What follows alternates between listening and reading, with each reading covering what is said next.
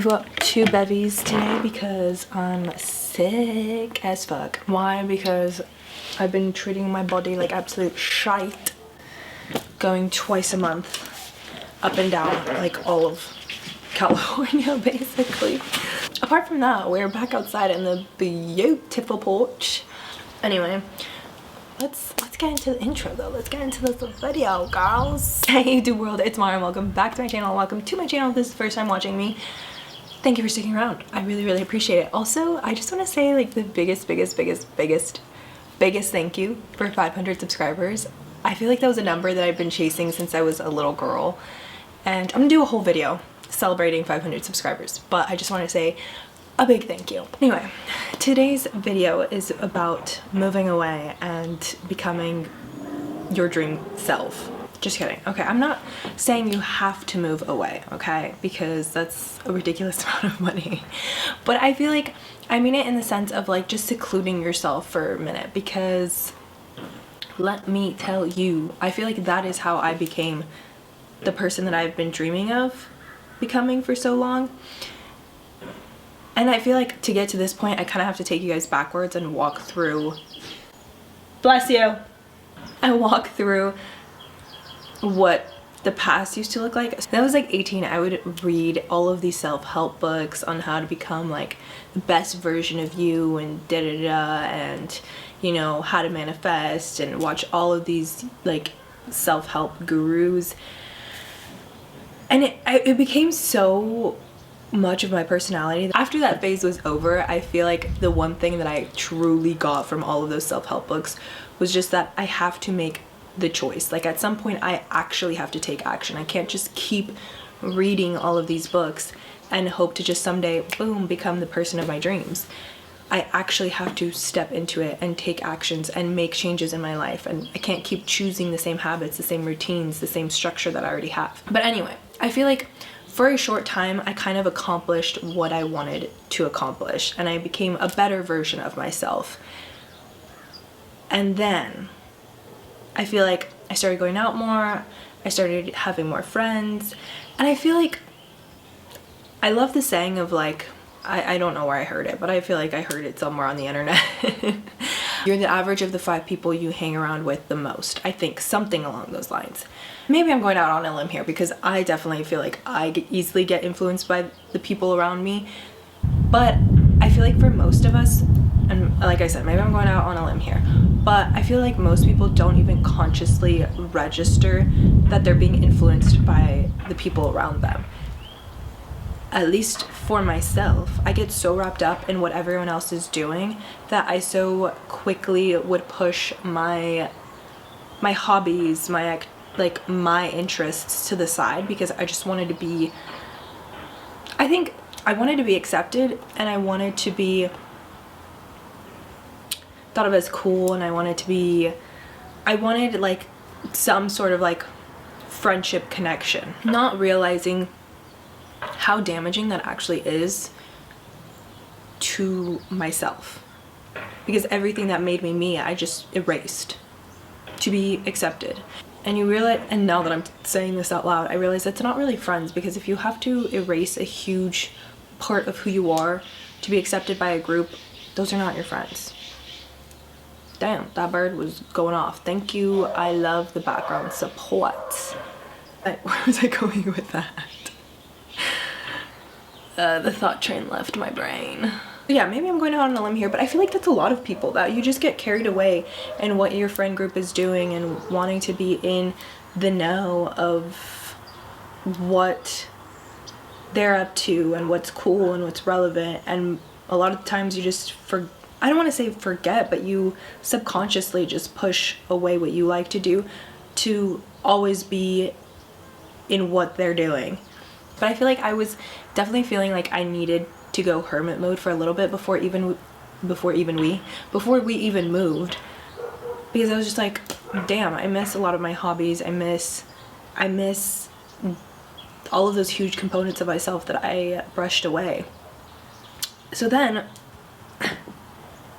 when I moved, when I moved. And you're like literally 8 hours away from your family, from friends, from the work, like your coworkers, everything. Maybe it's just me, but I feel like I'm such a reflective person that I really force myself to like look into my mind, be like, what do you really want? Like, what do you want out of life? I'm so sorry about that banging. I'm assuming one of my neighbors is chopping wood. And it's funny because I feel like right before we moved, like 2-3 weeks before, I had this inkling to make a new vision board for the year of just like, okay, what do you actually want to accomplish? And not even maybe just 2025, I was like, just in your lifetime, your biggest, wildest dreams. And I put everything on there and I was like, okay, this is what I want to do. But then of course with the move, it like forced me into a much more reflective state of like, okay, bitch, for real, like, what do you want out of life? And I feel like this seclusion also made me realize how much of a passive role I've been taking in my life. And I feel like that has come along with therapy too, because I have so many thoughts all at once. Okay, shut up, brain. But I feel like I don't believe in coincidences. I don't know why I feel like I'm saying that funny, but it all just happened like perfect timing. We're like, we've moved so far away. I literally started therapy at the beginning of this year. I am having all of these trains of thoughts and my therapist is like helping me connect them all. And for me, that was realizing like, one, I've been taking a very passive role in my life of just, no wonder it's so easy for me to just become the average of the 5 people I hang around with the most, because I just want to go with the flow of what everyone else was, because I never made my needs and desires and wants a priority in my own life. Boom, I finally feel like I made a congruent thought. With realizing that and realizing how far away I am from everyone and how you really only need to engage with people as much as you want to. It kind of like triggered this thing in me of just being like, yeah, who the fuck really cares what people think about me? The older you get, the more I realize like friends, family, I don't know, acquaintances, you are really only gonna see 5-6 times a year, mostly during the holiday season. But it's like, why have I been allowing all of that fear and judgment and criticism to dictate the way I live my life, when at the end of the day, once you become like a really like adult self-sustaining adult, these people take such a back burner to your life. But I feel like those conclusions are so much easier to jump to and to come to when you have shut out all the noise of when you've detached yourself from certain social circles and you've really just been able to sit with yourself and be like, where do I want to be? Where do I want to be? And I feel like that's also something that my girl Nora helped me discover in therapy, of like, I have to be the person who anchors myself where I want to be. I can't just keep going with the flow of like what everyone else is doing with my life, because I'm never going to become the dream person that I want to be when I'm just following what everyone else is doing. And I feel like when I say these things, it kind of sounds fucking obvious, like, duh bitch, why have you just been taking a passenger role in your life? But it's so, I feel like for someone who grew up like as a kid, when I was a kid, I feel like I immediately placed a lot of my needs and my priorities on the back burner, because our house was just chaotic. We had a lot of shit going on all the time. So it made me, one, not even really ever reflect on like what I actually wanted and what I desired and needed. And two, it made it seem like it was never a priority. And now that I'm realizing like, okay, it's my job to make my needs, my wants, and my desires a priority, it's like, well, no shit, Sherlock, you haven't been able to be your dream girl, because your dream girl would never do that, would never just follow the flow of life, would never just allow influences to dictate who she wanted to be and how she wanted to present herself and how she wanted to be perceived.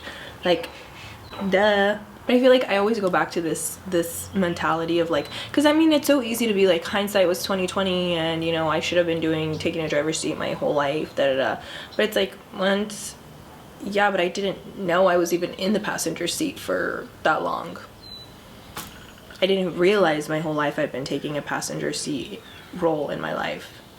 But it's like, and that I feel like stops me from beating myself up about it, because I'm just like, okay, well, now that I do know better, I need to do better and expect more of myself and be the person that I want to be and anchor myself where I want to be.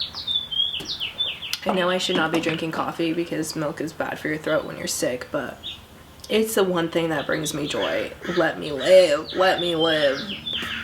Yeah. And I'm also not saying you need to like move like 12 states away to have the same realization. I feel like just secluding yourself for some time, maybe a month or two, of just really nitpicking what you want to show up to and where you really feel like called to present yourself, and take the time to reflect on who the fuck do you want to be, because you are that bitch and so am I, and we're gonna do this together. Anyway, I hope this resonated with who it needed to resonate with. Peace and blessings, and I'll see you guys in the next video. Bye. I want to show you guys the background of the mountain that I'm staring at because it's beautiful. Like, you can't tell me that is not stunning, babes.